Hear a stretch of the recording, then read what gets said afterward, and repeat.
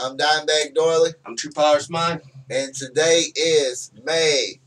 I don't know what today's date is, seriously. 18th. May 18th, 2018. The year of our Lord.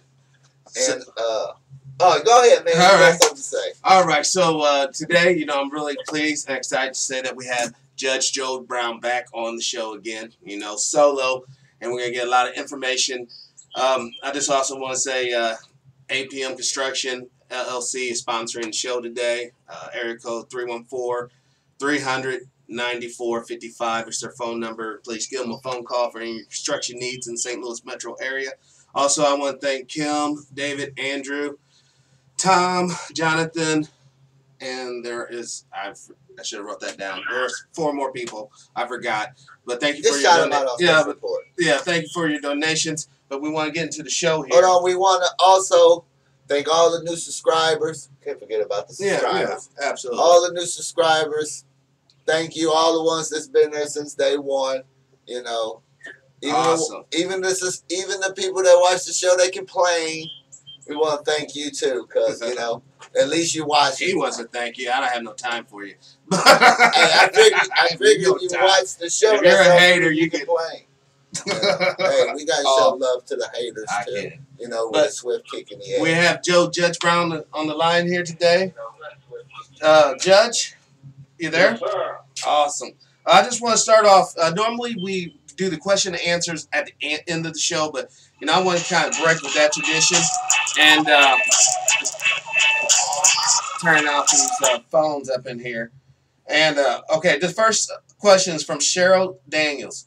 Ask Judge about the hanging thing.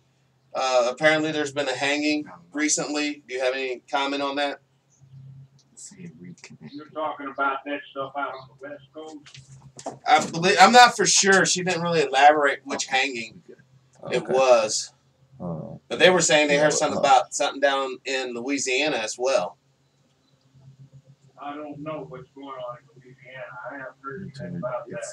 What I did report last time was that last year at an NAACP conference for 3 states, tri-state, that was Oregon, Washington, and Alaska, they were reporting that several black men had been lynched, literally, according to the signs hung around their neck.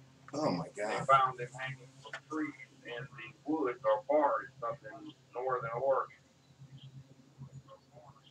And they didn't, no one was arrested on that, or? No arrest. That's what they reported to me, but I've Googled it. I haven't found any reference to it at all. Wow. Okay. Well, the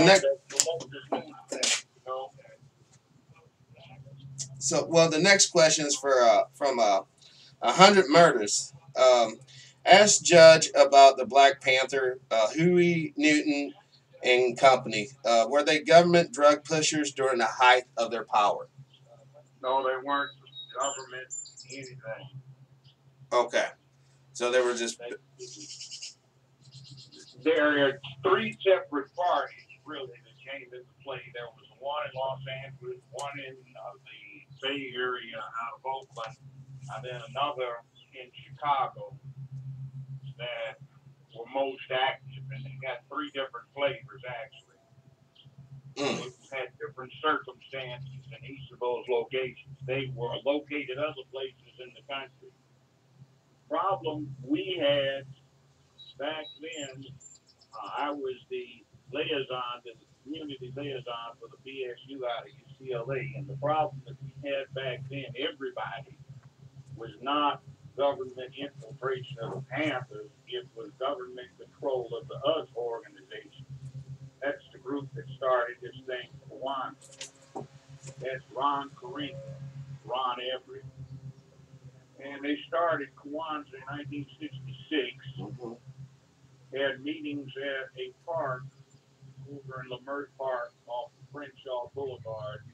And I think the purpose is to get black people to talk, because that organization reported to the LAPD, SIS, and to the FBI to judge by peripheral things that were coming out of what they did. So in wasn't the Panthers, it was organizations like us and a few other people that were going around that infiltrated a lot of organizations. There was a lot of that. There was a Lewis Packwood who was not an informant but an undercover officer for LAPD, and he insinuated himself in a lot. He wrote some very interesting books. One of them is called Glass House. The other one is Glass House 2. There's a lot in there about what happened to the Angela Davis situation and how he assisted LAPD and LA County DA A.L.L Younger, and then State of California Attorney General A.L.L Younger set up Angela Davis to cover up some gap Ronald Reagan made. He had talked about the University of California being heavily infiltrated by the communists. The LA Times challenged him to find one, and he came up with Angela Davis, who had been a member of a club called the Sheila Mumba Club when she was 19. So that was one of these things where everybody says, oh, come on. He's a scholar, and so what? Right. But if you read that book, there's some interesting things in there. Those two books. The name of the book was Glass House? Glass House. That's what they call the LA County Jail. Oh, God. Oh, and the next question is from Rico86. It's pertaining to cloning. Basically, Dick Gregory said there were two Trump, one in a blue tie and one in a red tie. Is there any validity to that? I didn't say there were two what now? There were two Donald Trumps. Apparently, one is in a blue tie, is one Trump, and you see the Trump in a red tie. It's supposed to be a totally different Trump, as if somehow they cloned the man. I don't know anything about that. Gotcha. That seems interesting. Yeah, well, that's something that Dick. I actually heard. I remember that interview where Dick Gregory had suggested that, but yeah. I don't have any information. That just gonna make me go back and just watch videos of Trump. I know Dick Gregory. I think he was being facetious on that. Yeah. I mean, you just in other don't. words, see, Donald Trump in the red tie is Donald Trump, who is your Republican, and the blue tie, that was Donald Trump, who used to be a staunch Democratic supporter. Oh. Okay. Yeah. That pretty much sums it up right there. Yeah. See, like, he helped raise most of the funding that Jesse Jackson got during his 2 runs for president. And there are a lot of black folk around who he helped out economically back in the late 80s and early mid-90s. So he had a different posture back then. Okay. There were a number of black folks starting businesses that got financed back then. So, I'm not at liberty to mention their names, but I talked to a few of them. Okay. Off the record, of course. Excuse me. But so you was gonna ask him about this. So what's your thoughts on? Of course, today we got another another terrorist attack by a white male in the country. Decided he was just gonna take whatever frustrations and anger out on people at school, and so time and time again these events happen. But we always heard, he's a lone wolf, and this is a single incident, but it's time after time again, it's the same people committing these heinous crimes. Well, here's what you're getting. Here's my theory on the subject, and it applies to us too, but it comes to the hood in general. It's when you have lack of proper manhood training in the population that you start getting stuff like this. See, you can go to a fast food place and get a burger. You can go to a fine restaurant, eat a steak. You can go to something like a Cracker Barrel and get bacon and eggs. Or you can have fried chicken, roast chicken. You can have fish. You can eat whatever you want. Humans are the apex predator on the planet. So that means we kill better than anything else on this planet. Lions, tigers, bulls, bear, great white sharks, it doesn't make any difference. We kill better than everything. So when you have that capacity, there's a certain type of socialization and acculturation you have to put in the head of the young male as he's being raised, so he becomes a functional member of society who can control that beast that's inside of him, Mm-hmm. that predatory beast, and he can be an asset to the community, a man of peace who can become brave and courageous when necessary. But you Right. see, if you don't give these boys this man training, they have problems. And one of the first giveaways is they have a problem with bullying. See, nobody tells anyone in school, stand up to the bully and bust it in his mouth. Even if you get two black eyes, at least he knows he doesn't want to get a split lip again. He'll leave you alone, right? Right. That's that McFly thing out of Back to the Future was a good illustration of that. But too many people now, get into this thing where the boys are to be protected from bullies. It's up to the school teachers, the administrators, the police, and the parents, not the kids themselves. So they never grow up getting in touch with their inner man. They are frustrated. They are encouraged to be emotional. They are encouraged to feel entitled. They are encouraged to feel like they need to be protected. So when they get frustrated, they lose control and that beast comes out. Now Mm-hmm. we have that problem in the hood because we don't have a lot of man in the hood either. Our inner cities are matriarchs, and you got a bunch of little fly little girls or not so fly little girls that are mommies way before they ought to be. They don't even know what it is to be a proper woman, let alone to spread appreciation for manhood amongst their sons.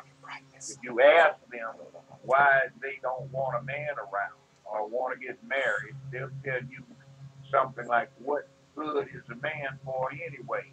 I don't need one." Well, if you got a boy, how are you going to raise him to be a man if you don't know what he's supposed to be good for when he gets grown? See, so we have this problem in society right now because of that. 55 years ago, maybe a little longer, you started getting this nonsense about raising children improperly put out by a child psychologist, Dr. Spock, Yes. about it's all about unconditional love, don't spank children and all this other stuff. And then you it got put into society at that point an improper way of raising children. Then you got the beta boys who were white guys who just could not make it in the masculine male world that was supposed to be theirs. They were basically nerds and dorks, weebs, or whatever you want to call them now, Spaz and but weed. they didn't like the manhood thing. Then you got the feminists with a capital F who are really upset that they've got two X's instead of an XY set of chromosomes. They won't tell you that, but they're man haters. Then you got the LGBTQ crowd that started developing in the 60s and started making their voices heard. And, they don't like the man paradigm anyway.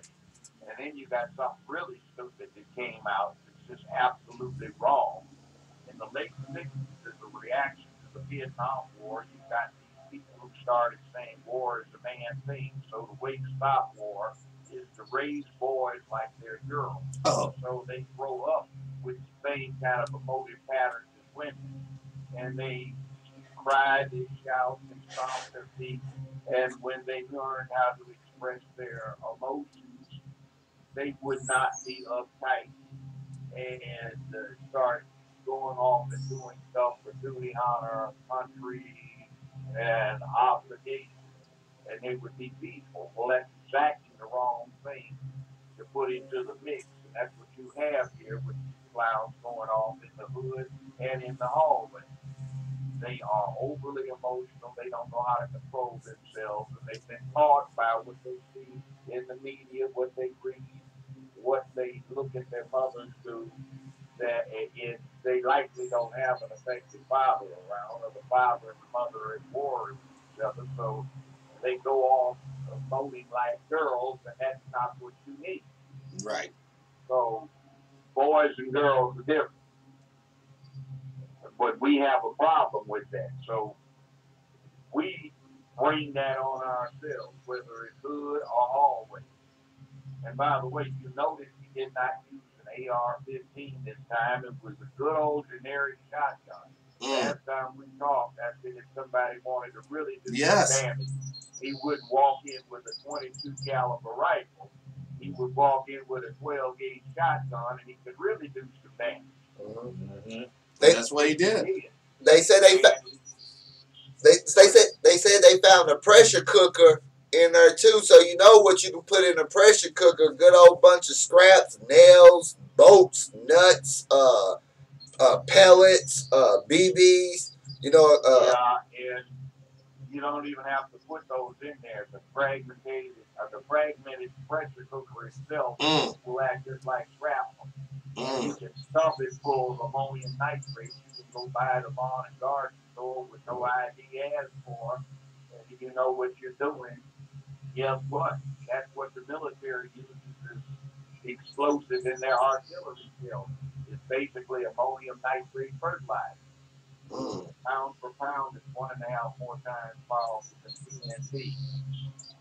That's incredible. That's incredible. So we see, and then you had up in Toronto, that guy wiped out uh, almost a dozen people and injured more with a van. yeah. So we're Yeah. going to do ban ammonium nitrate. You can't because everybody puts it in their Guard. lawns and gardens, Uh-huh. growing crops. You use that stuff. So it's not really about the weapon. That's only a tool. It's about he who wields the weapon. Yes. Fight. That's the problem. Yes. These clowns won't face that because their paradigm that they're set up is a failure. It does not work. No. And we're suffering for it. Yep. You know, he probably if he would have got a good ass kicking when he was young, he wouldn't even committed this heinous act in the first place. Or more importantly, you get a good as learning how to be a man in general. It's Right. not just about kicking ass, like the judge says, about restraining the beast within all of us. Even the betas have the beast, but they just don't tame it. But you see, I'd rather be. I know people that have killed people, professionally and otherwise. I know people that have played rough sports, boxers, football players, and they tend to be generally peaceful people because there is no would I do it, could I do it. They do it all the time Right. in a controlled situation. Now, that is the important part. When you are a kid and you're 6 years old and somebody messes with you, you smack him across the back of his head and he goes crying. You mess with somebody 8 or 9, you get smacked across your head. If you mess with somebody in your same grade, you punch it out, see who's down, Right. work it out. And then as you grow up, you learn the rules, the rituals, and the protocols. See, men ritualize violence. The mandatory 8 count, Martin Kingsbury's rules of boxing.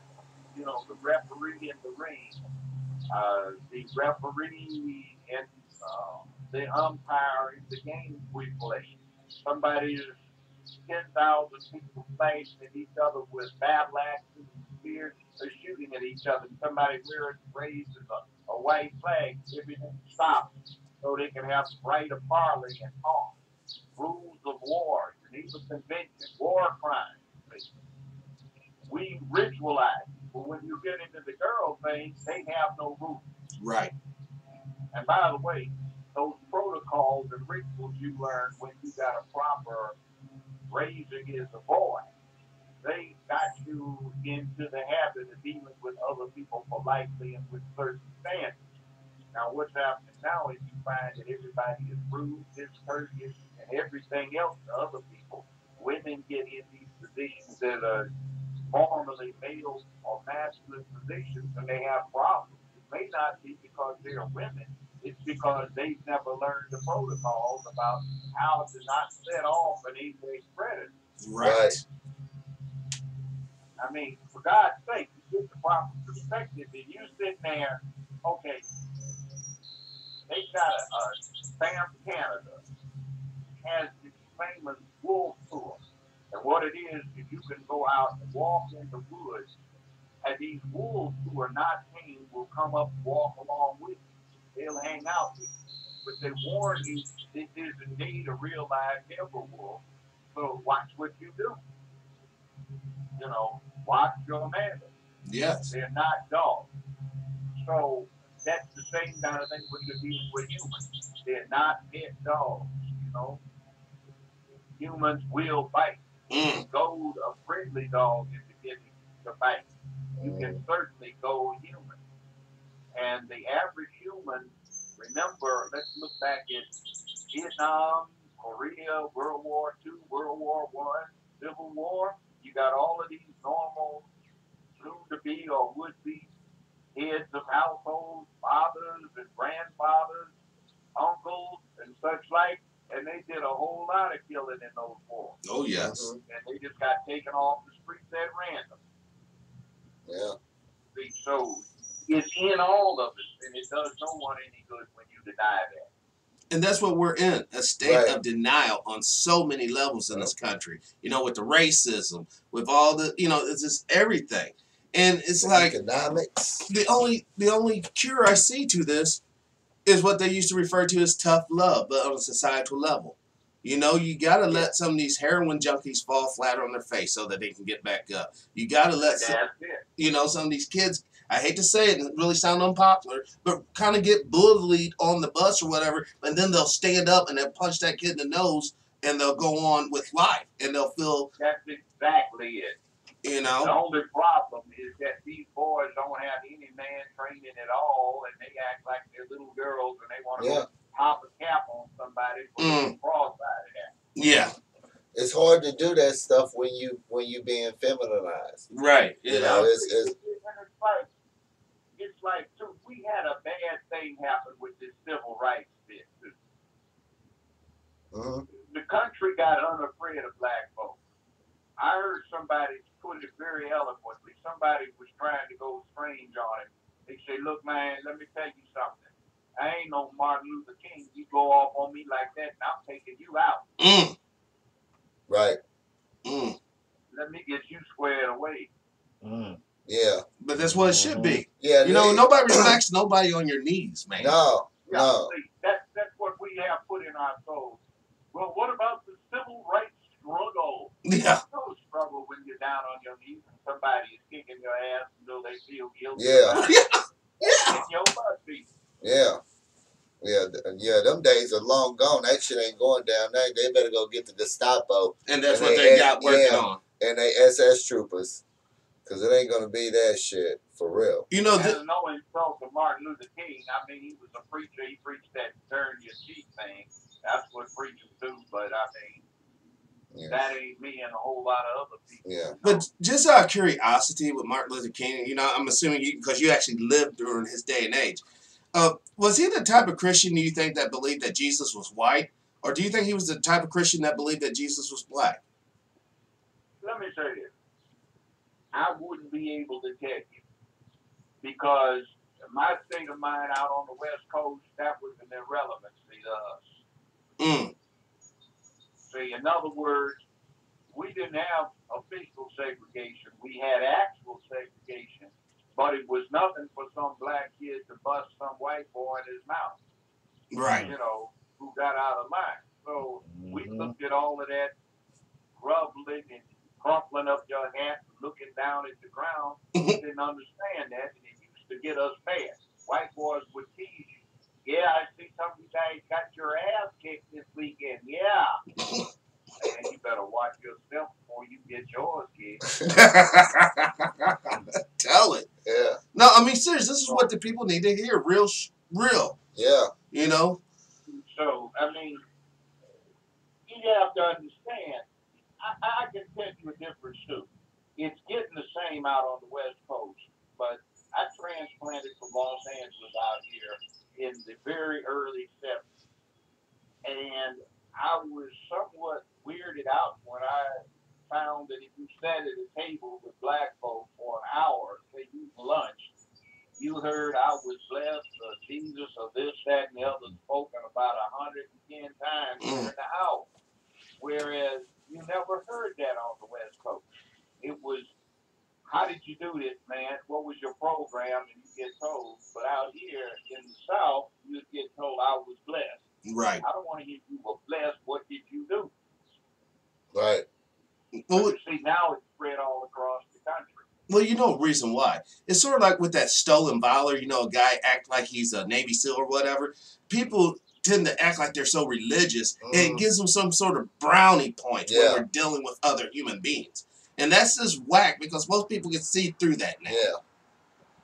Yeah. Well, my point was, to get them along, whether or not there's a heaven or a hell, getting free was worth going to hell if there was such a place. Right. Right. And liberation. And there's enough scientists and stuff down there, they probably got AC by now anyway. So. And look at it this way. If you practice being revolutionary up here, maybe you can stage a revolt, take over from the devil. Yeah. See? Oh, you know, but because what we're dealing with, because a lot of the problems that we're dealing with in this world, especially pertaining to Israel, the Jews, you know how they get their land back, but apparently the Olmec people in Americas, or the native indigenous people of America, will never get their land back.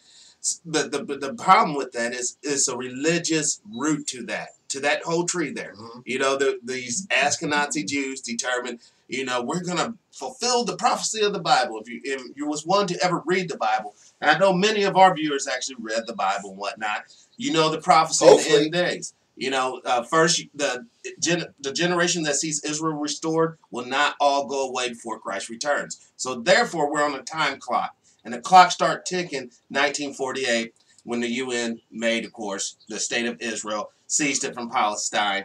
When, you know, and I had a guy on Special Report on this past Tuesday, Wayne Madison, and he explained to us, which Jewish nation are you going to, you know, restore? The one that was rooted from, like, Egypt to the Red Sea, or the one that was farther up in Assyria, or the one that was closer to Mesopotamia?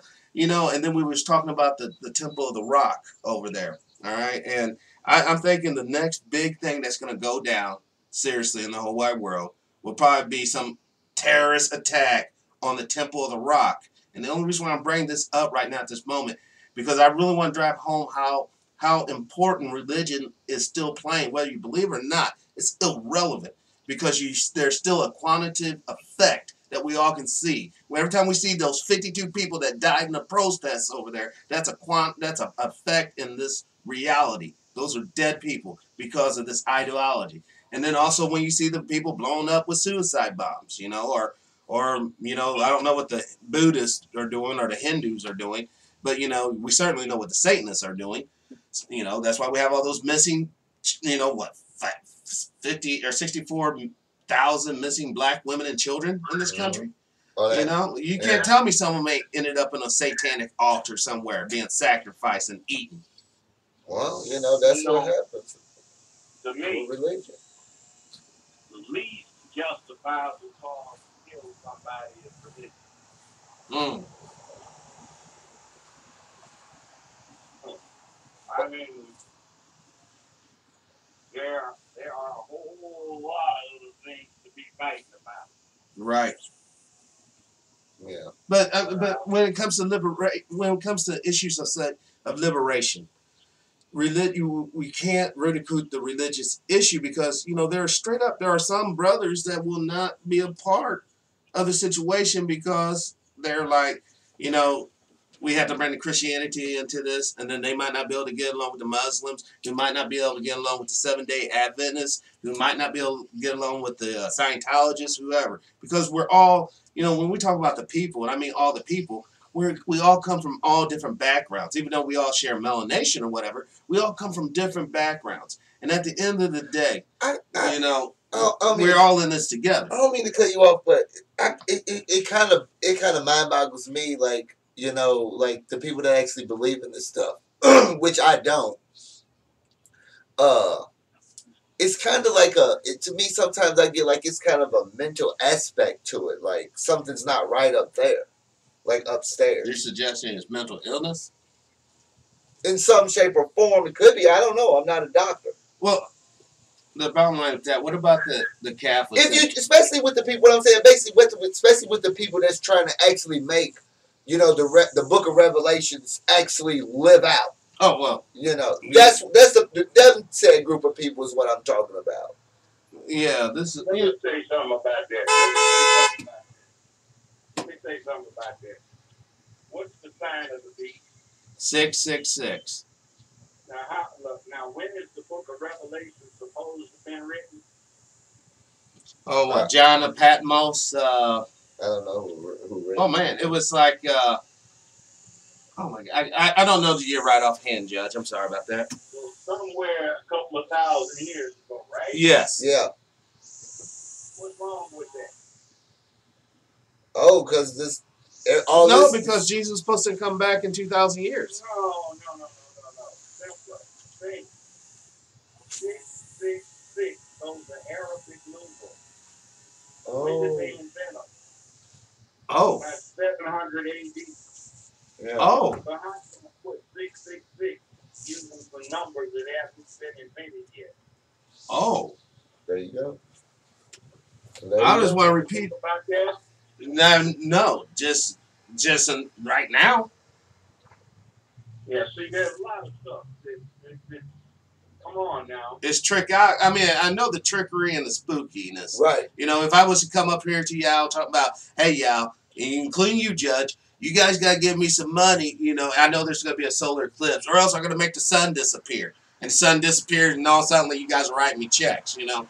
I know about the spookiness, And like I've always said, at the end of the day, when you're dealing with these little secret societies and these bobbity boop, at the end of the day, all you're really keeping a secret is some dude in a robe butt fucking you behind the closed doors back there talking about this is the secret to the universe. Please. The secret to the universe is having peace in your own body and mind and your own family. That's peace in the universe. But you can't get that if you're oppressed. You can't get that if you're being lied to, worshiping bullshit, and you cannot get that if you deny the realities of the society in which you live in. We got to get this shit together, folks. Well, let me put it this way. I'd like to see anybody find anywhere in real history where people have gotten freedom who haven't fought for it. Exactly. And thousands of lives were lost because of that too. It took that to happen, and it's the same thing. And like when we talk off the earth, when me and True Powers talk off the earth stuff, I tell them all the time. In order to make things legitimately change to benefit everybody, thousands of people will die in order for that to happen. It's just they're not going to give over power without lives being lost. And at this state right now, everything's going to stay the same because we live in a country full of cowards. Full of cowards that they will sacrifice their own offspring so they can keep the iPhone and all this other bullshit. But if you don't thin the herd, you ain't going to have an army to fight back at all. Let me point something out. And I'm beginning to get fascinated by it. Kanye West said slavery was a choice. You know what I'm thinking about, though? First reaction is you want to get angry about it, but then think about it.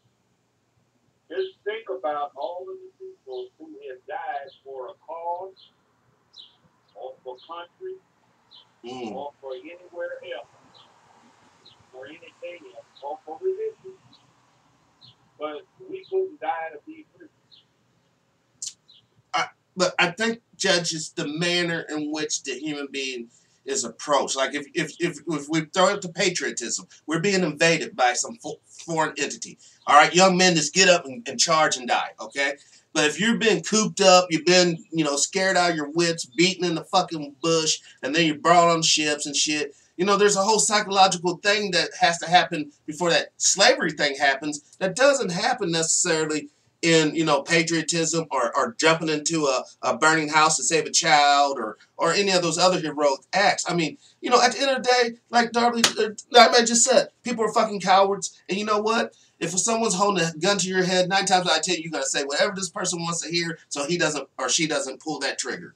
Because they don't want to die. But I understand what the judge is saying. Right. Unless you have this passion for, hey, you know what? I'm not going to just live here on my knees. Fuck it, I'd just rather die. You know, if we all said that collectively, then obviously slavery wouldn't have been profitable. Right. You know, but I'm telling you folks, the reality of the people is, deep down, everyone wants to live. Everybody wants to live. You know, that's why I disagree with thinning the herd, because every time we try to thin the herd, you know, it's always the wrong people get thinned out. You know, I wish that things could progress naturally. It's not. I It's get not. Like, it can't get that, because I truly believe a lot of people haven't heard. If you look through history, and the judge said it, if you look through history, the only way you get freedom is you gonna have to fight for it. And it's so many people in this country are fucking cowards. Keeping them, bringing them on is a burden. They're useless because, and some of them got offspring, and they will throw their offspring under the bus for their own survival, when it should be the opposite. But you can tie that to the welfare mindset, because they're looking at their offspring like another check. Instead of, you know, a promotion at work, you just have another baby. When you reproduce offspring, it ain't about you no more. And I look at it like this: if you don't have nothing that you're willing to die for, why are you living in the first place? You're wasting energy, space, and all this stuff. You're causing more damage than good. That's why you have to thin the herd in order to, for anything to change, you're gonna have to thin the herd first. You don't thin the herd, we're all gonna die. Let me interject something. Okay. Some years ago, I had the pleasure of having some extended conversations with two young brothers who are somewhat unique. Both of them are lineal descendants of Shaka Zulu. Oh. One of them is going to be the new High King of Swaziland and of the Zulu. And the other one is going to be his prime minister when they get their graduate degrees. And they were explaining to me this thing that the Zulu had about how they got where they were. And one of them was the rule that you are not entitled to breed or have children until you have demonstrated your courage. You can't have one. You are punished severely by even looking at one if you haven't proven your worth. Now, I always just personally thought it was wrong if you were a slave to do the master the favor of increasing his livestock by breeding with another slave. I can see women getting forced to do that. But, you know, to me, it was just like there should not be as many of us around now as there are, because a whole bunch of us should have died trying to get free. And there's this other thing, too. Have you ever been to Jamaica, man? No. You should go to Jamaica, man. It'd be very fascinating, man. If I had him, everything be all right down in Jamaica, man. But you know what? The Jamaicans did not need to be free. They started a society known as the Maroons. It was a clandestine organization. And they picked up the machete, they picked up the axe, they picked up the knife, they picked up the gun, and they got themselves free. Jamaica was freed of slavery without anybody emancipating anybody. Right. And that's right down there, you know, right off the coast. Both of those, even Haiti and their revolution. Yeah, Toussaint Louverture. He led the revolution for the Haitians to get free. So what happened to us? I mean, do you think, Judge, that's kind of like why maybe Africans and other, you know, population of folks look at us like we're punks almost? The American black? That's it. That's exactly it. Yeah. I'll tell you something. In New York City, Manhattan, everybody is that are black. They're Caribbean American. They're African Caribbean. All right? Right. They are not African American. You know why? Because white people have respect for the people in Jamaica and in the Bahamas. You go down there, and let's say the rich white folks decide to take a business conference trip down there. Well, when they need to play a golf game, the fourth is the bank executive, and he's black, and they got all their money hidden up in that bank.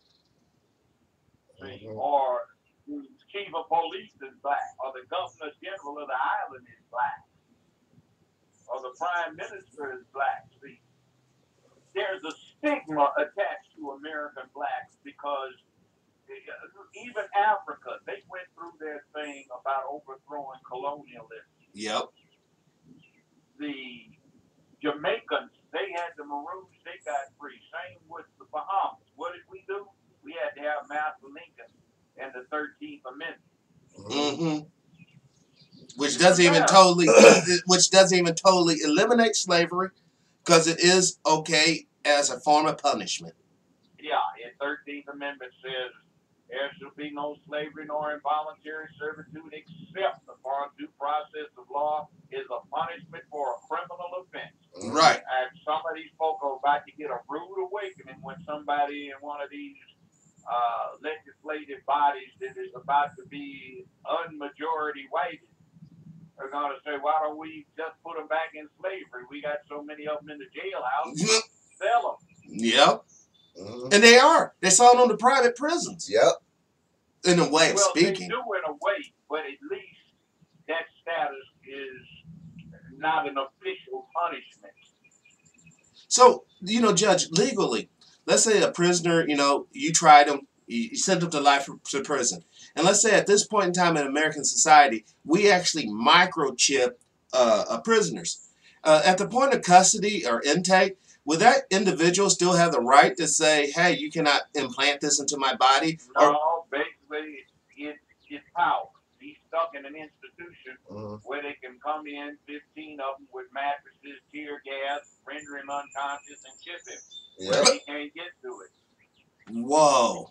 Yeah. So how would so you can use you're a Christian, like I heard that if you're Muslim, they'll serve you a special diet in prison or whatever. So if you say you're a Christian, you still get the chip no matter what.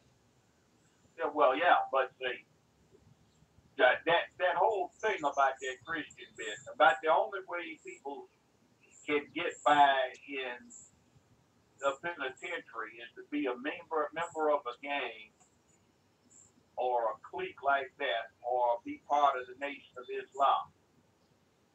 Right. Right. Now, yeah.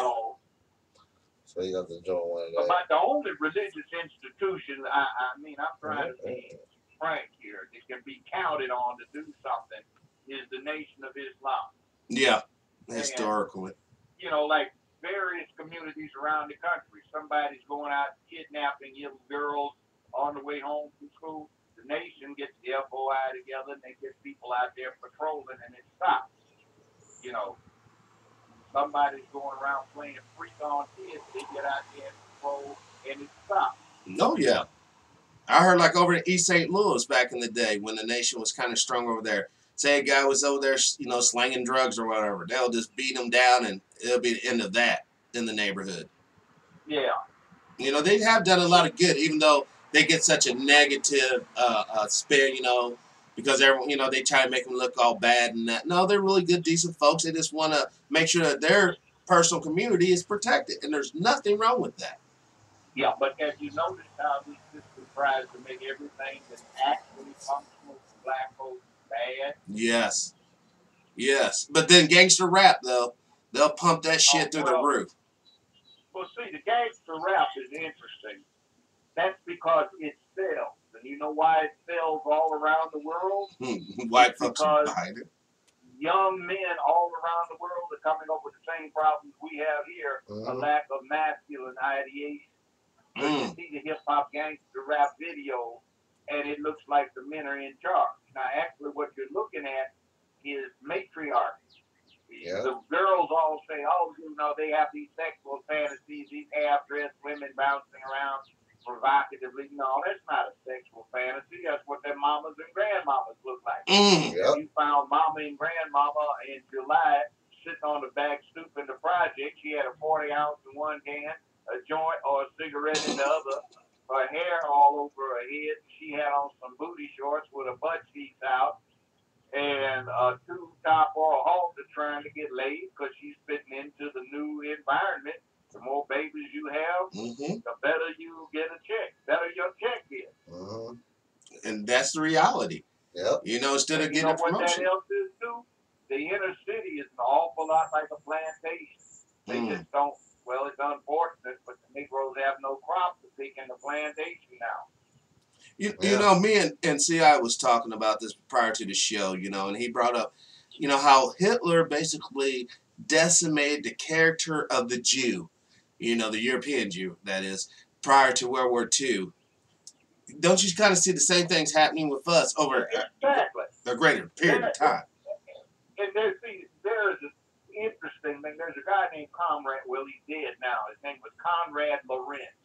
He was Jewish and he fled from the Nazis before World War II, and he was a behavioral psychologist, and he studied animal behavior, and then he got interested in another thing over here in America, which was fascinating. He noted that all through his lifetime, the French couldn't stand the Germans couldn't stand the French, nobody could stand the English, then somebody could stand the English, and everybody had boogeymen, but they were outside, so his theory was that release displaced a lot of interpersonal hostility and aggression, so the people could act more cohesively.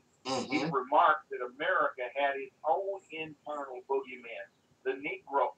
He said it is, at that time I think America had 130 million people. He said you could take 30 million of them and make them scapegoats, even if only vicariously so.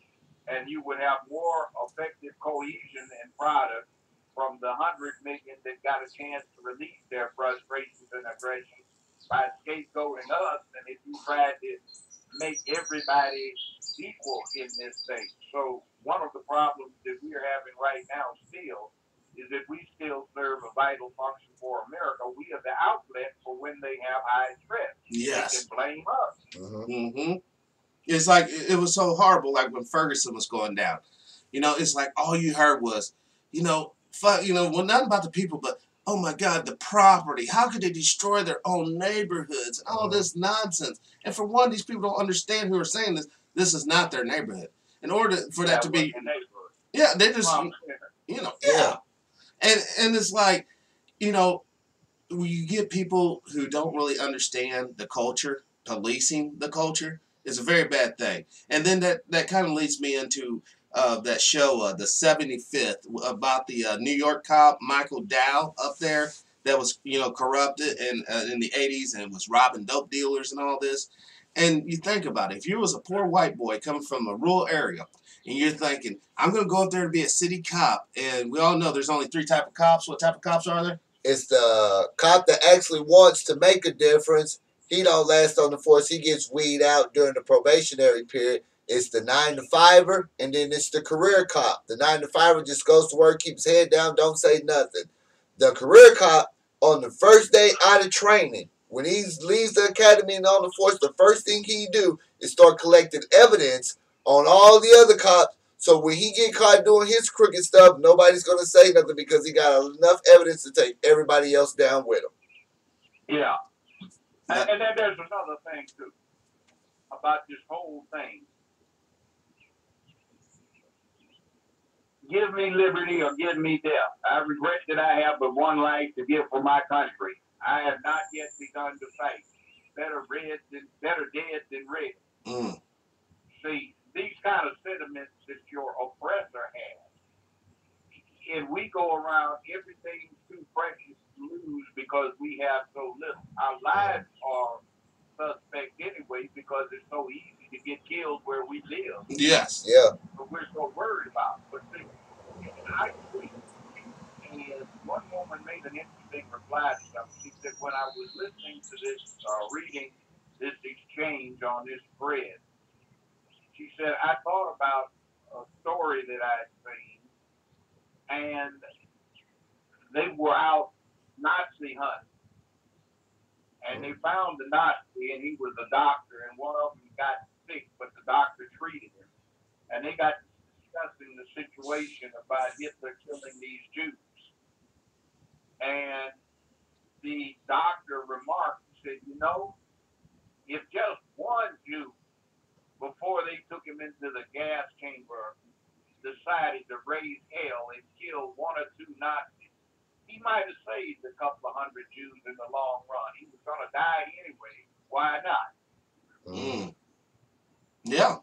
And that's what we never understood. Yep. We never. We had a bunch of us that did, but we didn't have enough. See, that's the difference. You're always going to have people who do the right thing, but the nature of the community depends upon how many you have that'll do the right thing. Yes, numbers. Yep. And so a lot of people don't want to do the right thing because they scared. And then another thing that I run into is I have so many arguments with women. I want my son to be safe. I'm telling him, don't get involved in anything. Just watch your own business and, get your own. Woman, don't tell him that. Yeah, that's not functional. Yeah. That's awful. But I love my son. No, you don't. Because look at the Spartan mother. Yeah. History says they told their son, come back with your shield on it, do or die. Right. Right. Instead of being a little, like, arrested development, little runny nose punk at, 35, right. Her mom runs out there, okay, baby. Because that 35-year-old, like I said, even though most people are like, it'll never happen, but it could. If we ever got invaded, a real ground situation, I really see most of these guys, the trainees and all that, just giving up, and even a lot of, not even that, even straight guys just giving up, a lot of the gun nuts gonna give up too. Yeah. A lot of these guys going around buying all these semi-automatic rifles and all this stuff. When bullets get to flying, and all that stuff, they're gonna drop their weapons and hightail out of there. Now, this is a kind of weird question, Judge. But what some of them are going to say it. You know what I really wish would happen? One of two things.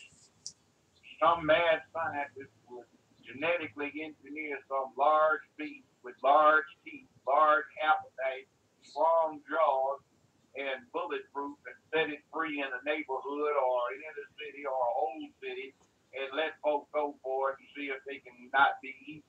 And the other thing is one day something lands and says, take me to your leader, and I do not come and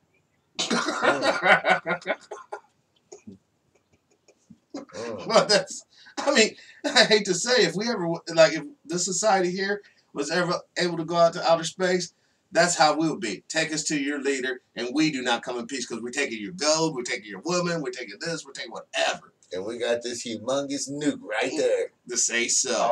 Or else it's going to be, you fell for the trap. You have a nice tail waiting for you in our zoo. We've been trying to catch some specimens. And there you have it. I was going to ask you, and this goes back to the masculinity questions. Do you have any opinions about homosexuals and women serving in combat roles, and specifically the Marine Corps and the 1st Airborne Division of the Army? I say this. This homosexual thing is nuanced. One of the greatest warriors of all time was Alexander the Great. He certainly was gay. All right? Yeah. Now, you've got two types of gay folks. Those who want to be the opposite sex and those who can't stand the opposite sex. Right. See, a classic homosexual pattern is what you saw with the Gestapo or the SS. Those bad boys. They were fanatics. But this other stuff, see, there's a problem with it. I was reading something a serviceman wrote, and he said it's unfair when we're on these tours. And if we try to fraternize with an American woman, you get disciplined. If you try to fraternize with one of the locals, you get court-martialed. You get sent to Leavenworth. But we can hear these gay boys panting and gasping all night long, and it's like they've got embedded lovers. It ain't fair. No. Now, the other thing that I don't approve of, I think it is a sick society that would hazard its women in a combat role unless absolutely necessary. Correct. Women are more important for a number of reasons, a lot of which some of the feminists want to tear down as irrelevancies or embarrassments. But they are the mothers, and because of human physiology, human young are more receptive to the mother until they get about 7 going on 8 years old. Mm-hmm. They serve a vital function. And see, men are expendable, but women and children are a resource. You know, women and children in the lifeboat first. Yes. And now they got stuff where that's supposed to go. So would we have to let Jenner go first? Would Bruce Jenner, if we was in an emergency situation and Bruce Jenner was here, would we have to let him go first because he identifies as a woman? No, at the end of the day, Bruce Jenner is a dude. You can change your body. Trying to step the line. You know, make it. You know. Let me tell you what. I mean, he's a good poster child for ad. Don't do Botox. This is based on Botox. But seriously, what manhood is about is so valuable to the human race, and there are so few boys from whom to select men that we need to get all of the men we can out of this boy movie. Yes. Men, actually, since we're talking about women and children in the lifeboat first, men are humanity's lifeboats. And most of the time, you know, the lifeboat isn't needed. But if you get a Titanic moment, you sure as hell need some lifeboats, and they better be good ones. And you need a lot of them. Yeah. You better. You know, and don't be playing that music. No, because we, like you said, because of the denial here, you know, we literally have women, you know, don't hold that damn door open for me. You know, what's wrong? You know, it's not like you're being a misogynist or nothing. You're just showing respect. That's how, if you're respectful of yourself, you want to show respect of others. You know what I mean? I was going to say a joke, but I'm not. Exactly. And see, when I first started my show 20 years ago now, I used to get complaints from these lesbians out there about how open doors for women and they felt insulted. Yeah. But I said, hell no, I'm not stopping it. If you want to put a tag around your neck, I'm an L word. I won't open the door for you. But anybody else, I'm not going to ask you. That's your business. I'm going to assume you're a woman, so I'm going to open the door. No, they can have one of those L's on their lapel like Laverne and Shirley. Yeah. Yeah. Instead of Scarlet A. And then you know what is so bad about this whole thing? All of these women that go out and spend so much money and so much time trying to beautify and look attractive to men, and then so many others who go out and get offended if it works. Yeah. Yeah, because, you know, didn't you know, Judge, those titties popping out of that blouse was not for you.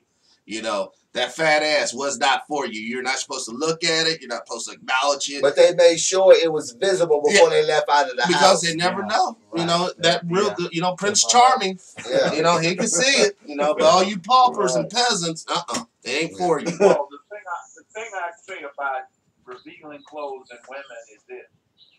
Several things. They have a right to do whatever they want to do, as long as they don't get arrested for it, I suppose. But it's like money.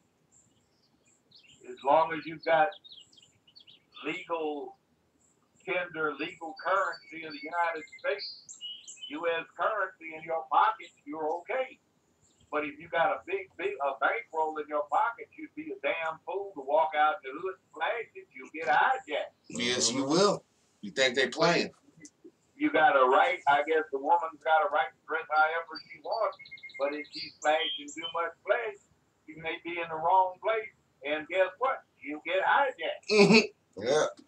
People gonna look, a guy's gonna naturally look. Yeah, I mean, as long as he's into. It's just instinct, you know?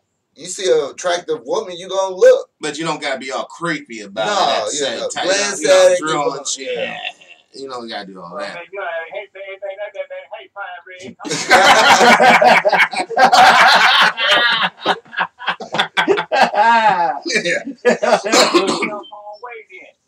want me talking to you. You don't have to act crazy like that. Yeah, and that's another thing. And that's another thing, Judge. Like on Instagram, you see these chicks and they post these pictures and stuff. And that's fine. It don't really bother me. I know what these women doing. You know, they're looking for attention and all this stuff. But the part that really concerns me is the comments. A lot of these guys, and it's not a simple fact that it's guys comment. It's the type of stuff that they saying, and it's like women outnumber us 10-1. There is no reason for any guy that's walking this planet to be drooling and panting and rolling over, playing dead, you know. Super thirsty. Yeah, for any female. It makes no sense when it's, according to the numbers, it's a abundance of them. I tell young brothers, I say, look, if you want to talk to a woman, pick the fine. They are the people being scared of them, so not as many people are talking. Right. The ones that try to talk to them act crazy because they're trying to challenge themselves. Right. They have a conversation with a pretty woman. It's the ordinary ones that'll get you a problem because they got all this attitude. Yeah. Because they got all that attention. But see, they don't understand. They're not getting that life bonding attention. They're just getting that weekend attention. Right. You know, hey, you got 5 minutes, come over here. Yeah. You know, and they got to understand there's a difference. And that only lasts us until, you know, they do hit such a point till the attention just stops altogether. Yeah. You know. And then the other thing, too. Where you hear all this stupid nonsense coming from is there was no daddy around. They got it from their moms, their grandmothers, and their aunts, and green girls are the same. All that mistreatment women. See, all of this stuff about, you know, we got, hey, dog, what's that? My dog, man. You know where they got that from? Their mothers. Right. You know where they got the bitches and hoes and all that from? Their mom. Because they heard their mama sitting up there, honey, you know, ain't nothing going, none of them. They all dogs, honey. I hear you, honey. Every one of them a dog. They just want one thing, girl. Get all you can out this food. And they hear men referred to as dogs, and in the same breath, half the time, described as not worth the day. Right. So what do you expect a boy to grow up to be if everybody he sees around him that's grown is female and talking like that? Yeah, he got end up being one of those cats that goes out in the street. Someone brushes up against him. He pulls out the gun. You messed up my shoes. You know, man, I have actually seen cats with their nails done and shit. You know what I'm saying? Right. But they supposed to be, you know, trilling hard. It's like, what the fuck? Right. Well, that's because they got busted in the butt too much up in the joint. Yeah, because those are the cats that be like, man, you know, I went to this. It's like, you know, you don't even know this guy. Say you're chilling at somebody's house, you just meet, you know, people congregate. And it's like you don't even solicit this information, and old boy just got to go into how hard prison is and damn near how it like made him a real man. And it's like, come on, man, this ain't no TV show. Right. You know that you was probably up in there crying the first night, and we went to the shower. You know, they probably came at you, and you were like, okay, I'll just take it for the team. And then that's what it was. Right. You know, don't want to hear all that because prison's not a cool place. Any place that you're a fucking slave is not a cool place to be, people. Period. And no matter how big and tough you is, when it's about 5, 6, 7 guys holding you down. Well, you heard about the old girl that got killed by the wiener dogs. You know, little wiener dogs killed old girl. You know, so what can 3, 4 grown men do? You know, you done. You know, you better hopefully they have some Vaseline packages in your little care package because you're gonna need some. Yeah. You are. You know, I don't mean to be like that, folks. You know, I don't mean to be gratuitous by no means at all. But this is the point I really want to hit home, man, because we only got one planet, dude, and it's Earth. And it takes us to get the environment right. You know, quit polluting our rivers and our drinking water and all that. But it also takes getting our fucking minds right. Quit being bitches. Straight up. You know, suck the shit up. You know, be a real man for fucking sake. If no one ever told you, Truepower's telling you straight up right now, stop being a little fucking complaining fucking cunt and be a real motherfucker man. Get your fucking balls, put them in your hands, and say, fuck you, world, I'm gonna fucking survive and be somebody. You don't gotta be a fucking subservient little cunt all your fucking life. That's all I want to say. Amen. Amen. But if they do that, they won't get that iPhone. The hell with the iPhones. We need that. we need I men and I women up in here. You know, they're about something. That's about the future. Instead of this now. You know, I think that 60s, the whole 60s decade really fucked this country up. Live in the moment. Live in the moment. Generation. You know, fuck the moment. Live for tomorrow. That's some damn. Well, you know, the 60s were interesting. I graduated from college by the time the 60s were up. Let me tell you what really went wrong with the 60s. When you were coming of age after World War II, or even before it, if you lived in the country, that was one thing. You lived in the city, nobody asked you where you were going if you were a boy. You left in the morning with your friends in the summer, took your bag when you walked, and you knew to be back before the street lights came. Mm-hmm. Nobody asked you where you're going. You had independence. Now, they got parents playing helicopter. They hover over the kids at all times. They don't develop independence. You had standards. People were preaching to you continuously about how you were supposed to behave or not to behave. Right. So you got that put in. You had faith and you got confident with what you can do as a person. So you come into adulthood, you're ready to go do what you're doing. You know, you had rules. Everybody had to have shoes shine, pants cleaned and pressed, you know, hair combed, shaved, shirt tucked in. You had standards. Mm-hmm. And you had classes you had to take. They didn't coddle you. So when we got grown, you know, we could make choices. Particularly qualified to make choices because you had it already put in you. See, Right. we started that stuff about you need to have choices. But you see, some people took it to an extreme. So what happens is when you produce a young man where the child has grown up with that kind of nonsense, what happens is he is not prepared. Right. He is not prepared because they haven't had all of these essentials crammed down their throats, whether they wanted it or not. They only had to deal with it if they wanted to, and most kids are only going to deal with what's most fun. Mm-hmm. See, like that Montessori method. You know, the kid gets to pick what he wants to study for the day, and if he doesn't feel like it, he doesn't have to. See, that's where a lot goes wrong. Right. Now, do you think that's part of the reason why we're having this epidemic of white middle-aged males killing themselves? Like the reality of privilege? Yeah. And by the way, that's a whole lot of what's going wrong in our neighborhood, too. When I was a criminal court judge, the statewide recidivism rate for felonies was about 80%. In my courtroom, it was 18. One of the things I did is put together this team of doctors, psychiatrists, and psychologists so we could find out what the hell was going on. Well, one thing we noticed is one of the things that nobody wanted to really talk about drugs, it was not about getting high, it was trying to die. See, drug usage was a form of socially acceptable suicide. Wow. Brooks claimed another victim in downtown St. Louis today. Police found blah, blah, blah, blah, blah. Not to hated himself.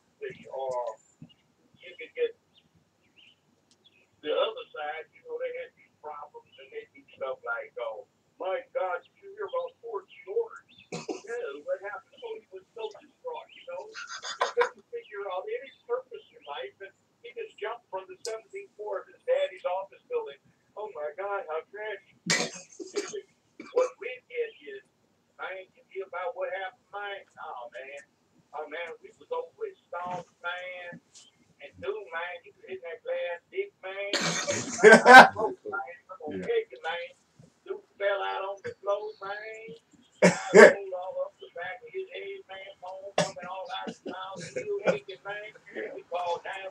Hey man, ain't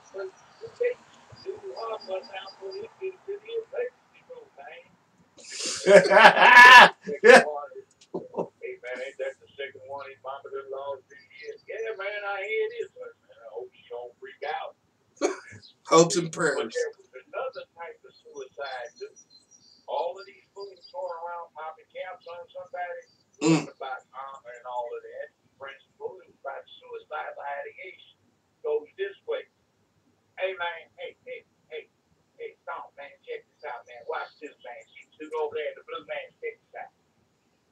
Hey man, what you looking at? Hey, fool, you in the blue. I'm talking to you, man. What you looking at? You got on blue, fool. I'm talking. Well, mind your own business, man. Oh, tell me what I'm gonna do, man. What you looking at me, man? You see strange, man? I just got off my J.O.B., man. I ain't got no job, fool. I don't care. You took it and check it out, man. Check it out. All right, man. That's your ass, man. Sit up there gonna disrespect me, man. Man, it be like something wrong with me. Look, man, you talking about your business. I'm trying to get home. I don't want to hear about your damn home, man. Now, man, don't move up on me like that, man. I think you're gonna do something. Yeah, man, I'm gonna do something to you. You are, man. Yeah, I'm gonna do something to you right now, fool. All right, you go for it, fool. Boom, boom. Tell the good business, man. I want a whole boom, boom. Do a premiere performance, boom. I want an encore, boom, in a curtain call, bang. Now your fool selfish David. He's trying to die. And he achieved it. He achieved it. You know, that's similar to, I guess, the suicide by cop. You know, cop pulls you over, you start acting crazy. Or so they say. I think a lot of that's just execution by cop. Yeah. It's suicide. But normally them ain't the ones they kill, though. The ones that be really, really trying to die by the cops, they don't kill them. It's the ones that's trying to live. You know the cops just kill you quickest. Who? The scared ones. Yeah. Yeah. Who are out there trying to be cops to prove that they got what it takes. See, that's like I grew up in South Central, and the one you had to worry out on the street was the scared. He's the one that would pop a cap. Dudes be whooping around. Man, don't be doing that. What's wrong with you, fool? Man, I'm just talking that. Man, boom.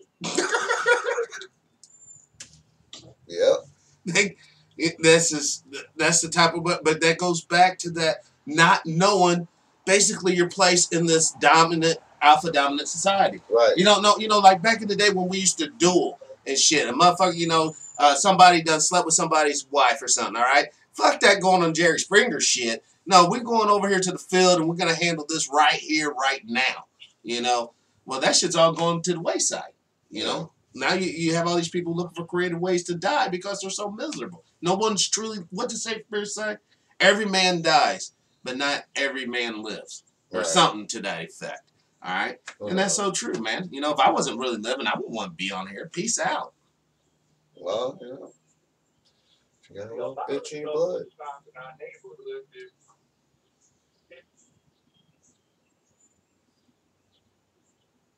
What happened? I don't know. He should be on there. You there, Judge? When you have back at you is your chief critic, your chief cheerleader, and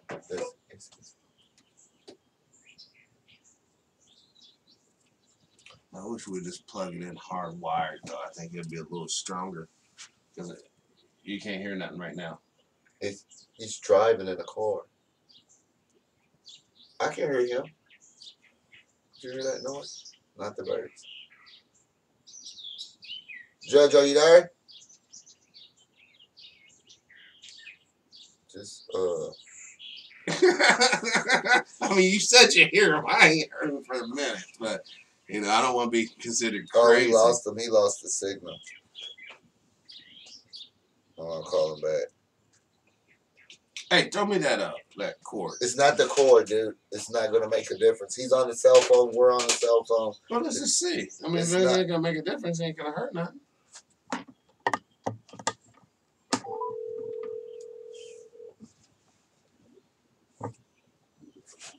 hello. Oh, got you back, Judge. How long was I off? About like 3 minutes. Probably not that long.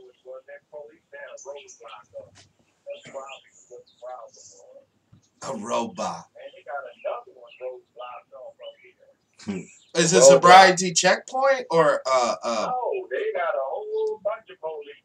I mean, this is the second street. They just got a street blocked off, and then I told you to try everything I guess south of this main street I'm on, they're not letting anybody go all there must have been a shooting or something.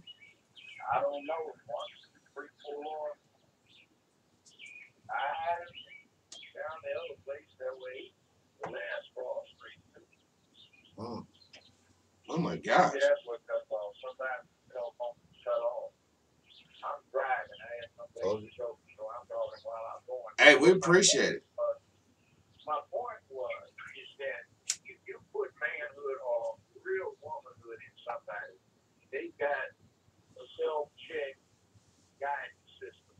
Right. What you see in the morning when you shave, brush your teeth, comb or brush your hair, or whatever it may be, that's what guides you. And you have to answer to yourself, did I do the manly thing yesterday? Did I do something that was unmanly? Right. And you keep on yourself and you become your worst critic. Mm-hmm. So that is something that would help immensely if we could only see our way through to doing that. But, you know, it's all just off the time and check. Ain't much, but you got to get some $220 Air Jordan for your kids, so you can hold your head up. I get my kids best weekend. So, you know, like what 11th grade, 5, 6, he's supposed to be a basketball player, you know. Mm-hmm. Come on now. You know, what do we tell young people pertaining to how to deal with boule black people who are basically worse than the KKK when they're as far as dealing with other black folks? Well, yeah, they are bad. You know, one of the worst problems about it, I've noticed, is that local politics. When you got some righteous brother trying to do something and the white power structure doesn't like it, and they want to talk about it, you get to a cocktail party and all these Negroes who are boule don't even know the man. Maybe spoken to him once, you know, in passing.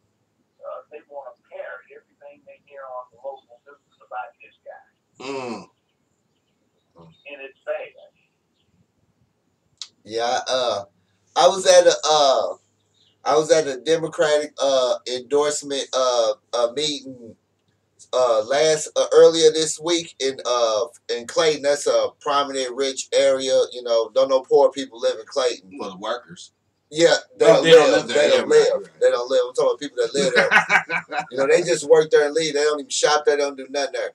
But I was at one of the endorsement meetings, and they had all the politicians and stuff, and I seen a lot of that stuff from some of the black folks that was there at that one in Clayton, and immediately you could tell, instantly you can tell it was the brother that was, you know, kissing the ass, and then you can tell the brother that actually wanted to, you know, make a difference, but he have said resources, you know, and it was just really kind of sickening from what I experienced. Well, I just hate how they often would take a righteous person and try to belittle them in front of the white folks or whatever. Yeah. It's just so damn damaging. It goes back to what he was talking about slavery. You know, what you talk about, the coons and the bedwenches coming off the plantation with everybody else. Yeah. You know, it's like these people, not only will they not, you know, in any way, shape, form fight white supremacy, but they're like some of their staunchest vanguards to this shit. Even though at the end of the day, if everybody else is wiped out, who do you think they're going to come for at the end? You know, it's like, wow. Well, what the hell are we thinking here, guys and gals? You know, I know that. You need to tell them that. I mean, I try to tell them all the time. I know. You know? I get what you're saying. And it's like, you know, think about it, Judge. you know, since you've been alive, how much money have we spent on the so-called bullshit space program that really hasn't really too much given us anything of real substance? Because we can even argue these cell phones are killing us, especially when they come up with that G5 nonsense and microwave us all to death. But we spent all that money on the space program looking for whatever when they could have, and I think it's fair and probably even legally just, that they could have somehow compensated the descendants of slaves in America some kind of money to so that this society could get back together. Because we all know they blew up Little Wall Street and they blew up a lot of other small towns. Okay, may I make this observation? It's a biblical saying. You can feed a man a fish, or you can teach him to fish. Right. You want to teach him to fish, you need to give him motivation. You want to give him motivation, you need to give him a goal. You need to give him a cause. Mm-hmm. Now, I understand what you're saying about the money and the space program, but if it weren't for that program, we wouldn't be talking right now on these devices that we're using. Correct. See, like the greatest inventions man has ever come up with come out of war or some kind of coherent program like the space program. The other thing is quite frankly, I'm beginning to start looking around and I'm worrying about, you know what, these folks have screwed up the planet. They need to have some place where they can try it again. Or if they won't stop screwing up planets, they need to be able to move around a lot. So maybe they can go to another place and they come back and do some, what do they call it, downtown development. Regentification. You know it. Yeah, gentrify the planet after they settle someplace else. The second thing is that a whole lot of accidents that can happen to this place that we have nothing to do with. Yes. Massive earthquakes, right? They've got a star called Betelgeuse or Beetle Guys. It's a huge red star. It's pretty nearby, and they say it's about to go nova. That's not good. It goes nova, and the radiation jets are pointed in the wrong direction. The gamma burst. Right, there ain't no more Earth. Mm-hmm. So, and that's several light years away. So, there's all kinds of things that might say that let's get some more real estate here. But I see your point.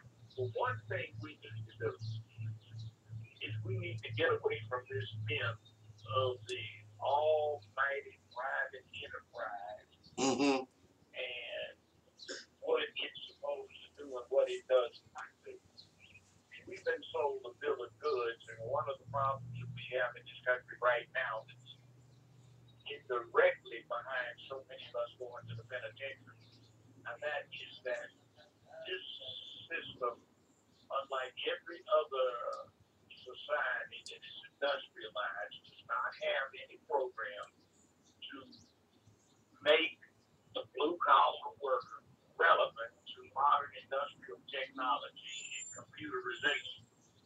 He's being put out of a job steadily and in an accelerated fashion, and he's getting frustrated, and he needs us more and more to scapegoat to blame because his circumstances are so screwed. And that whole thing about going to the penitentiary, the pipeline between schoolhouse and jailhouse has got a lot to do with the fact that there are not enough jobs to go around of the right kind. So you want to cut down your labor force so it does not get glutted.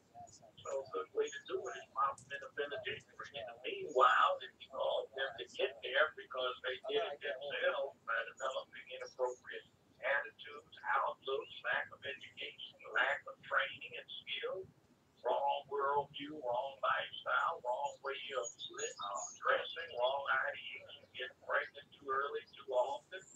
Well, that's what happens. And when you do that, you make the impact of the community so chaotic that they cannot be able to come easily fashion when it comes to politics. It's a very big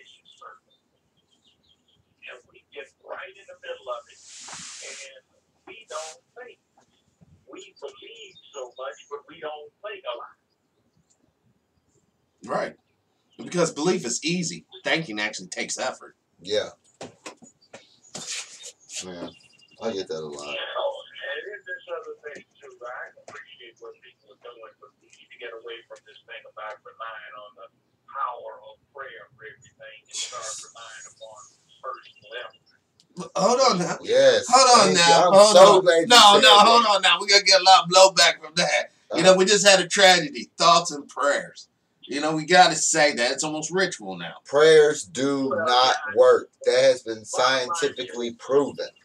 The religion black folks got taught in slavery was to teach them there's no such thing as free will. Yeah. And whatever they do, however they scheme, it won't succeed. But if they pray long enough and hard enough, it will come to be. See, that's that old thing the white folks got out of when they had that Protestant Reformation. But they taught that old time stuff. You have no free will. The old time religion. Yep. You're a cork floating on the water. The only thing you can do is pray about it. You can do a lot if you concentrate on what you're up to, why you're up to it, get prepared to do it. I see what you're saying, though. I mean, that mindset is designed, tailor-made for a slave, both mentally and physically. And black folks still locked in that mind, in that same mindset. A lot of folks are locked in that mindset. Just pray on it. No, get your ass up and do something about it. That's the only way it's going to work. You sit down there and pray all day. Nothing's going to happen. You got to get your ass up and do something. You don't get up and do nothing, shit ain't going to happen. It never does. And stop giving that damn Christian guy all the fucking praise when you go out and bust your ass and accomplish something. Thank yourself. You the one who did all the work in the first place. So Joel Osteen should just thank himself? I mean, basically, it's his con job. It's his scheme. Jimmy, well, you know, it's like this too. White people consider religion like it's a contract or an agreement. Prayer is a petition, and that's what they used to call it in law, not a petition. They called it a prayer. And what is supposed to happen is basically the way they come at it is, Lord, I have done your work, spread your word, and followed you faithfully. Therefore, you owe me. I am asking for this. That's the same thing the peasant or the commoner did or the lesser baron did when he got in front of the high earl or the duke or the king. He said, I have been your loyal follower, Lord. I have served in your armies. I have served your cause. I am a loyal soldier. I grant me this book. See, but we going, oh, no, please, Lord, I've been praying so hard. Lord, please, Yep. All the time. All the time. You say it all the time. Like, even like I be saying, like some of the, like when these unarmed black men be getting killed by the cops, and you see like either their moms or their spouses, and when they have a press conference or something because typically they always because forgive because the trailer got away with killing somebody, with committing murder, and all they do is, oh, we willing to forgive, and I'm gonna pray to Jesus and all this stuff. And then 2 months later, on the news, another person had done it again. But in between then, Jerome, who gets caught with, say, a ounce of weed, 30 years fucking jail, but no forgiveness there. So there is totally. Like, yeah, it gets to a point to where it gets like hideous. It's hideous for people for that stuff to still be going on in 2018. But it happens all the time. Because like we said, it's a part of, like if someone. These are weak. These are weak individuals. I mean, you see the tragedy. I saw it when I looked through the news press of what has happened today, I guess. Thousand prayers. Yeah, no, that was the first one. That was the one with the highest. Thousand prayers. And it's like, how can you really have thoughts on someone you never met or knew? Me, like, being here where I'm at, I never knew none of the victims. I don't. So how can I honestly and sincerely come. I mean, I know you grieve them. Nothing else. I'd be like, I'm sorry for the pain that you guys are feeling, the survivors. That's at least honest. No, that's code word for we don't give a fuck. Guns gonna still be available. And if your sad kid or something gets shot up in the school, tough luck, suck it up. That's what it's code word for. Well, you know what? I hate to say, but guns will be fucking readily available. Because at the end of the day, we need guns to protect us from the next fucking psychopath that decides he's going to fucking kill somebody. You know what I'm saying? Yeah. So like I said. That's exactly right. Yeah. Exactly right. We always got to focus on tomorrow. They're worried about AR-15. You need to worry about 12 gauge. Old time 12 gauge. Mm-hmm. And then just think, if one of these boys really put a couple things together, they go out and buy a $200-something crossbow or even a compound bow. They somehow get their hands on even a blasting cap or, heaven forbid, a full stick of dynamite.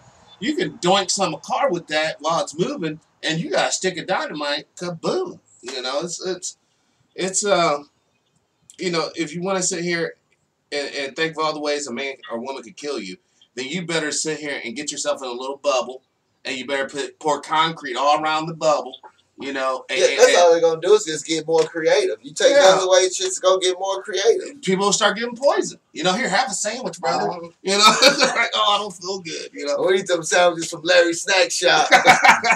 He's putting them down. That's not going to help you if you got an earthquake and a picture opens up under your concrete bunker. Yeah, I forgot about that. See, there's no way to be safe. Or you get drowned out in a flood. Yep. Or there's a hurricane. Or there's a drought. And you starve. Or a volcano. Or there's no water. So do you ever have you ever heard of the story about Pompeo, Italy, where all the people or not Pompeii, not the one with the volcano, but this happened like in the I think 1912 or so. All the people in this little town saw the Virgin Mary in the sky, and they wrote all the the Catholic Church said it was a real situation going on. Like, obviously that couldn't have been in time. We didn't have technology like we have HAARP and all that today. So how did things like this happen? Did, all those people lie? 300,000 people lie? Because I don't agree with the Catholics, like Virgin Mary, it's like a goddess or something. That's kind of weird. But, it's like, how do we explain these things? Demonic possession. How do we explain these things? I'll leave that to those who wear those priestly collars. Yeah, but we have to get them off the boys so they can answer.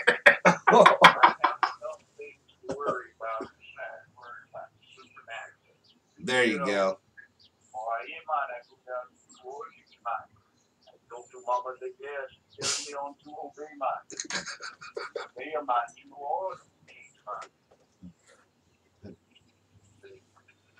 Yeah, we had to get away from that.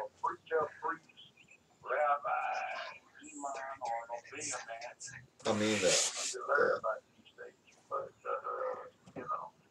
boy, there's a lot of stuff going on. It kind of occupies my attention a little bit more. So 43 minutes. 43%. Oh, okay. Okay. All right. Well, thank you, Judge. Yes, thank you for coming on and sharing with us today. Appreciate it. Okay. Thank you. Thank you, Judge. All right. Take care. There you go, folks. Judge Joe Brown. Drop some knowledge. Huh? I do tweet. Yeah, I'm at Judge Joe Brown TV. That's me, Judge Joe Brown TV. And I understand that Bounce TV, that's an NBC affiliate, is playing reruns. They usually come on for 2 hours a day, Monday through Friday. Gotcha. So there you go, folks. And also check out We'll Be TV, Brother Ron. All right. All right. There you go, boys and girls. Judge Joe Brown. And I will be putting links down in below too. There you go. But, just a couple of minutes, while I got a captive audience, the one person on Facebook has been with me. Mm-hmm. If we elect not to act on the things we talked about tonight as a society, you will die. It's over. It's over. You will the whole die. thing is done. Your offspring will die. Their offspring will die. Well, and their offspring will not be able to produce offspring, and we all will be extinct. I mean, I'm just saying, we're all going to die anyhow. That's a foregone conclusion. And but so will your how legacy. do you choose to live is my question. How do you choose to live? I'm Truepowerismine. I'm Dimebag Darling. He's nicer than me when it comes down to stuff like this. This was the Other Morning Show. Peace, and I'm out.